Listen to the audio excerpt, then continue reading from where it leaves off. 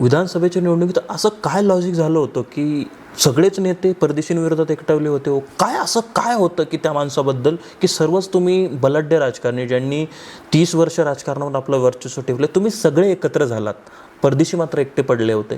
काय असं झालं होतं? काय एवढा परदेशींना विरोध होता हो? कोण म्हटलं परदेशी एकटं झालं? उलट बोलणारे सरांबरोबर मीच एकटा होतो.